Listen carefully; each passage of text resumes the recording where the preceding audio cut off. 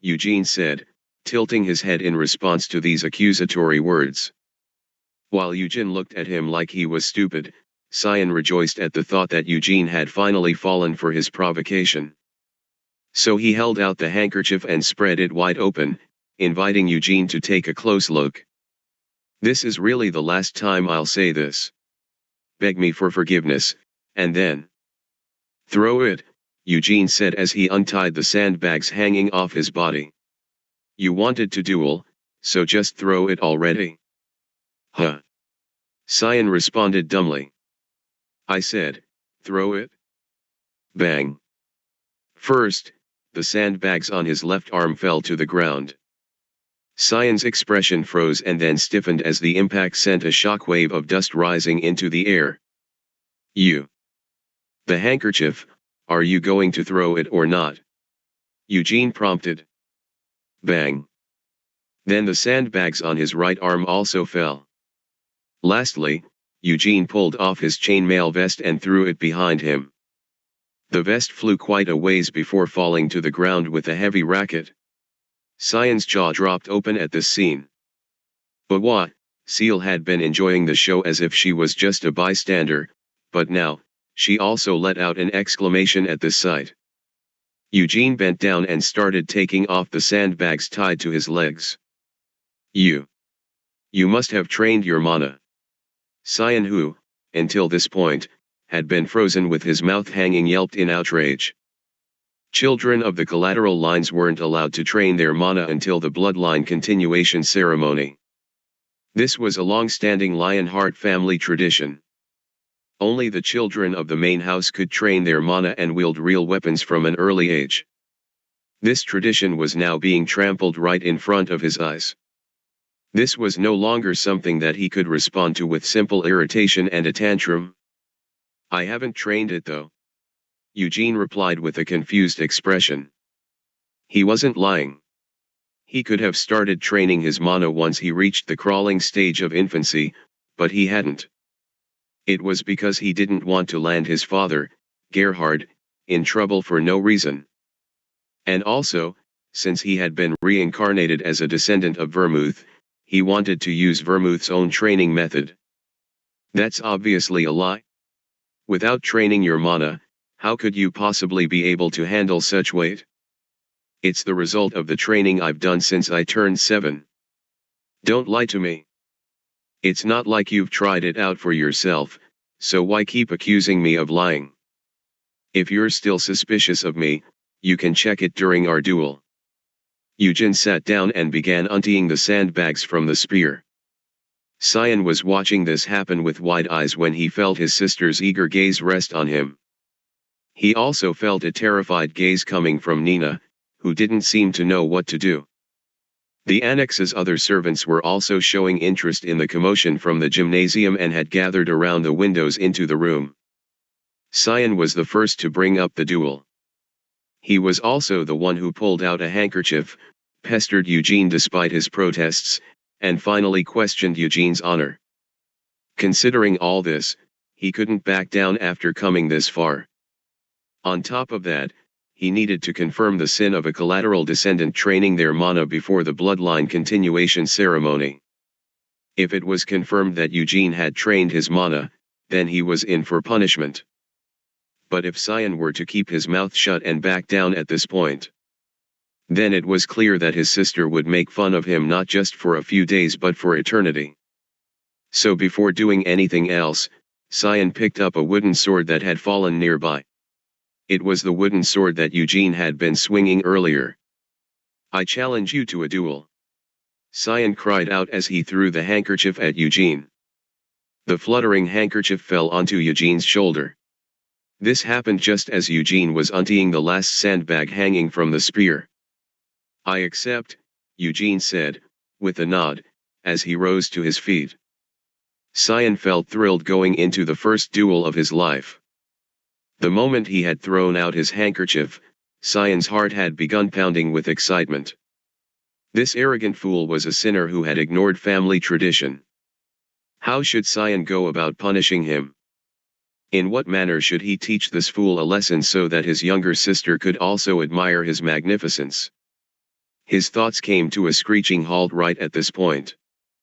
Just as Eugene got to his feet, he thrust out his spear. Conscious of the fact that he was only holding a wooden sword in his right hand. Cyan had taken a few steps back to get some distance, but he still wasn't able to properly react to the movement of the spear. Bam! The tip of the spear slammed into Cyan's stomach. Quarg! Along with this scream, Cyan was sent rolling across the ground. It was just a training spear, a wooden staff that didn't even have a spearhead attached. However, its tip had still been sharpened into a point, so once it was thrust correctly, even if it couldn't pierce flesh, it would definitely hurt like a bitch. And if it was thrust cleanly into an unguarded abdomen? Bwyak! This was how it would turn out. While rolling across the ground, Cyan sprayed vomit all over the place. The dumbstruck seal let out a scream and ran over to Cyan, while Nina just covered her mouth in shock. "I've won," Eugene said in a bored tone as he lowered his spear. Had it been an actual spear, Cyan would have died from the attack just now. Of course, this wasn't a real spear. But even so, since Cyan had been struck in a vital point and sent rolling across the ground, it was clearly Eugene's victory. "Nina, go get someone to drag this bastard away." "Why yes." Even as tears and snot were pouring down his face, Cyan couldn't stop retching. Seal had approached him out of concern, but couldn't get any closer to her brother upon seeing his disgusting appearance. So instead, she turned and raised her head to glare at Eugene. "Coward!" Seal accused Eugene. "Who's a coward?" "From the moment that the handkerchief was thrown, the duel had already started," said Eugene. "You're right, but even so, it was still a cowardly act. Does everything seem like a beautiful and peaceful flower garden when seen through that head of yours? Since the duel had already started, there's nothing cowardly about what I did. And didn't your foolish brother end up like this because he just stood around trying to look cool after he threw the handkerchief?" Seal was struck speechless by this fierce rebuttal. Part of it was because she didn't know what to say. But she was also confused by what he had said and thought he might have compared her to a beautiful and peaceful flower garden. "Did you just call me pretty?" Seal asked. Has the heat gotten to her head? Eugene muttered to himself. In any case, it was obviously a cowardly move. "You didn't fight honorably in this duel," Seal recalled her indignation. "Ha, it must be because you're twins, but you really resemble each other in the amazing way you twist logic to benefit yourselves," Eugene scoffed. "I don't resemble my brother." "Really, but I think your brains are similar. So what do you think an honorable duel should actually be like? Throw the handkerchief, count to 3, and then we fight." Chewing on her bottom lip, Seal glanced at Cyan as she tried to think of a response. Having managed to cover his own body with his vomit while rolling across the ground, Cyan was busy sobbing. While she felt sorry for her brother's miserable appearance, dirty things were still dirty, so she refused to get any closer to him. "You could have lightened your blow a bit," Seal mumbled. "Sorry, but that's already as light a blow as I can manage," Eugene replied. "Have you really not trained your mana?" Seal suddenly asked with shining eyes. Eugene, who had started clearing up the sandbags littering the floor, glanced back up at Seal with an annoyed expression on his face. "Why aren't you leaving already? I asked you if you really haven't trained your mana. And I already told you that I haven't." "Liar. How could you move while carrying such heavy weights if you haven't trained your mana? And then there's your attack. Even if my brother had let his guard down, it was still so fast that he couldn't react properly." As she said all this, her eyes that had been shining with curiosity narrowed in suspicion. At these words, Eugene froze while still in the midst of sorting out the sandbags. "You were actually able to see it?" "Just the littlest bit."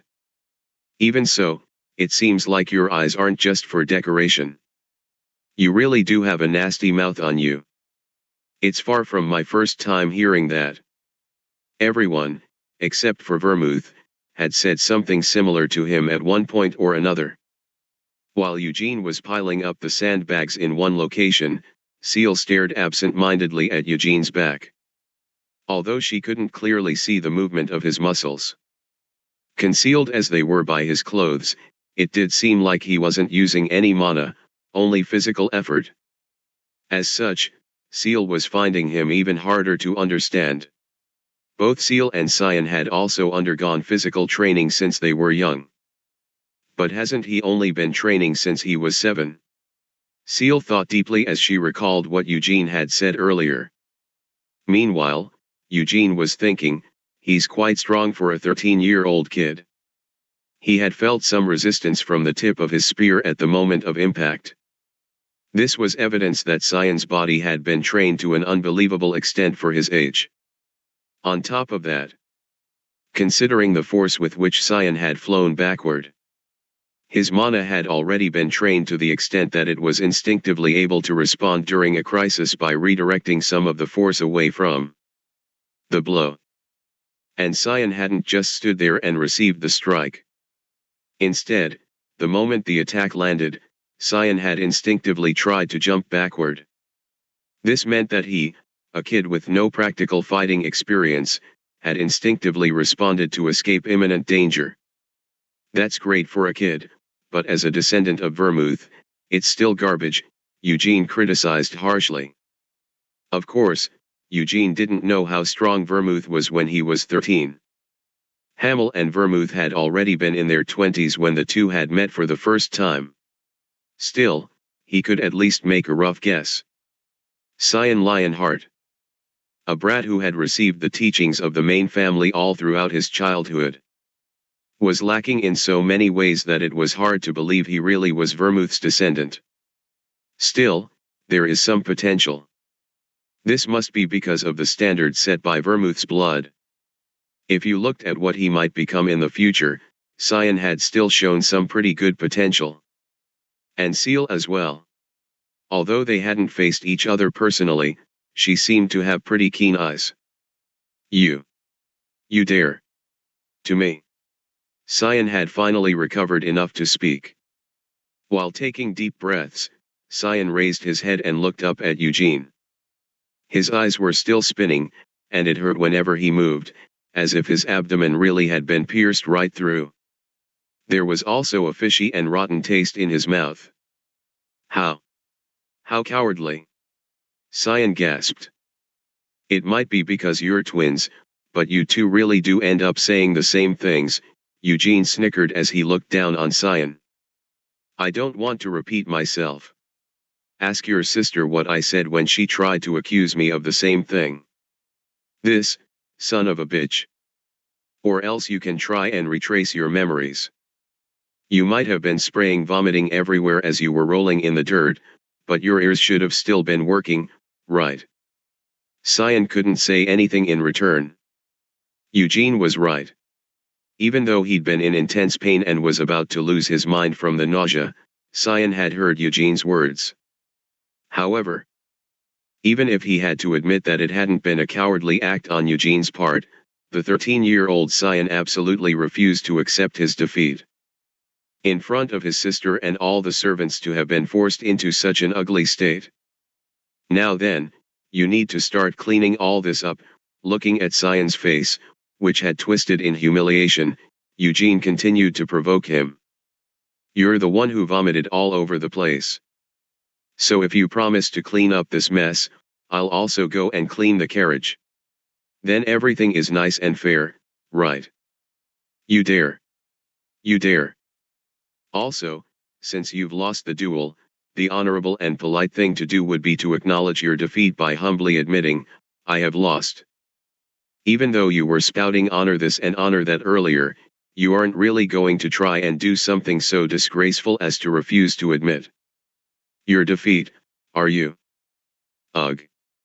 He couldn't say anything back. He didn't have any way to express his anger, his whole body hurt, and he had a terrible taste in his mouth. Everything seemed to have gone wrong for Cyan. If only the pain was a little less severe, he could get up and demand another fight, but currently Cyan was physically unable to do this. The pent-up anger and sorrow building up within him poured out as tears. As his nose kept sniffling sadly, Cyan buried his head in his arms. Of course, Eugene didn't feel any compassion towards such a sight. After all, wasn't it this brat who had approached him with such a shitty attitude in the first place? However, he was starting to think that screwing with this 13-year-old brat might not have been in his best interests. I should have just held it in. This isn't going to lead to something pointless and shitty, is it? Eugene was finally starting to have a few concerns about the consequences of doing this. Right from the start, he'd been blatantly harassed and disrespected, but now that he had made the child of the main family fall into such a state. In fact, what he was most worried about was that someone might take issue with this incident and set their sights on his father out in the countryside. Just let them try it and see what happens. While Eugene was thinking about this and that, Cyan was desperately trying to hold back his tears. Although he didn't want to look even worse than he already was, he still didn't want to admit defeat. He was in a fit of childish stubbornness. "Young master!" The shout came from afar, but the speaker quickly closed the distance. The man who arrived at the gymnasium was of strapping height and was dressed in a uniform. From far behind him, Nina could be seen chasing after him, out of breath and holding her skirt up with both hands. What on earth is this? From the fact that he didn't have the lion heart on his breast to how he called Cyan a young master. Taken all together, the man had to be a knight in service to the main family. Wow, Eugene thought, his eyes lighting up as he observed the man's movements. While Eugene couldn't tell how old the man was, he seemed much more skilled than Gordon, the knight who had been assigned to escort him here. Haphazard, Cyan burst into tears as he called out the man's name. I lost. I challenged that bastard to a duel, but I lost, Cyan explained in between sobs. A duel? Hazard-eyed Eugene with a stiff expression. Then he lowered his body and picked up Cyan, covering his hands and uniform in Cyan's vomit. Seal seemed disgusted by the sight and took a few steps back. Pardon me for my late introduction. My name is Hazard, and I am in charge of tutoring young Master Cyan. Shifting Cyan into a more secure position, Hazard bowed his head in a nod. I heard part of the story from the maid, but I was in such a rush to get here that I didn't listen until the end. So, what on earth happened here? I am Eugene Lionheart, from the Gidal province.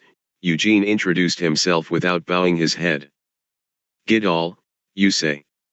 I believe that is where Lord Gerhard's estate lies. Yes, he's my father. As for this situation, well, Cyan picked a fight with me. I tried not to argue with him, but, Eugene continued speaking while staring directly into Cyan's face. Cyan insulted my father. When did I do that? Cyan protested. Eugene calmly explained, he said that my father had failed to teach me what honor means, and he called me a coward to my face. At these words, Cyan's face went red. He also said that my body smells like cow dung, Eugene added. It's the truth. Your body really does smell like cow dung. And your mouth smells like vomit, so why don't you just shut it? Eugene sharpened his eyes and glared at Cyan. Cyan unconsciously trembled at his fierce gaze. The place where Eugene had hit him for critical damage, his solar plexus, was still throbbing in pain. So that's why you two dueled? Hazard asked. Cyan didn't just insult me. He insulted my father. Sir Hazard, was there any reason why I shouldn't have accepted the duel? Eugene posed a question in return. Sir Hazard felt a strong sense of incongruity at this question.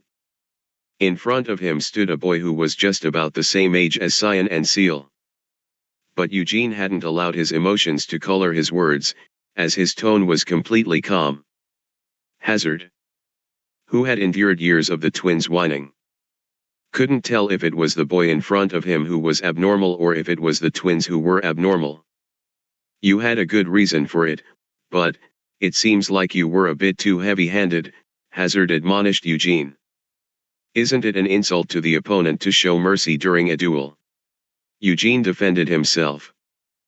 Sir Hazard, if my skills were clumsy, then I would be grateful for your advice, but I don't want to hear any advice on how I should use a lighter touch on my enemies. I apologize for my presumptuous remark, Hazard bowed his head once more. Cyan, who was still being carried by Hazard, shouted with his face twisting into a scowl, Hazard. This bastard, he's trained his mana. Even though he's a collateral descendant. He's trained his mana without ever attending the bloodline continuation ceremony. Didn't I tell you to shut your mouth? Eugene said as he glared at Cyan, his head tilted at a dangerous angle. Once again, Cyan fell silent and lowered his gaze. Young master, Hazard gave a long sigh and shook his head. Master Eugene has not trained his mana. Hazard. Even you're lying to me. What reasons could I possibly have for lying to Master Cyan? But that doesn't make sense. How could he beat me without training his mana? And those sandbags. He moved while he had those sandbags hanging from his body. I cannot feel any mana coming from Master Eugene, Hazard said as he glanced at the sandbags piled behind him. Just from a glance, they definitely seemed heavy. So Eugene was able to move with all of that hanging from his body? Hazard was finding it difficult to imagine such a sight.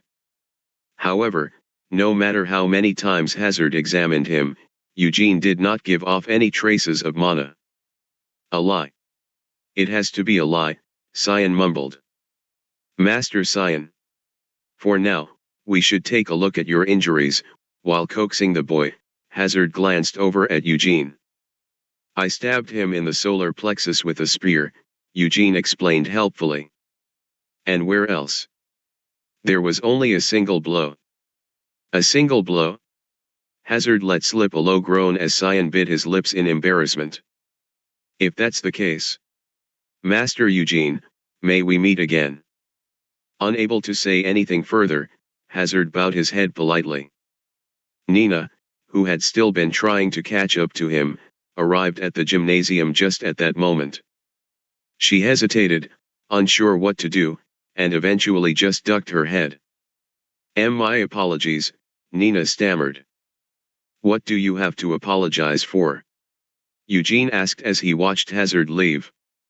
He had a grin on his face as he watched Cyan, who was still being carried, flop down onto Hazard's shoulders.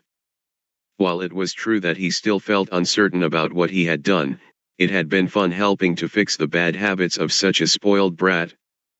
See you later, Seal, who had been skipping along behind Hazard, turned to look back at Eugene with a smile. Bye-bye, Eugene returned the smile as he waved goodbye to Seal.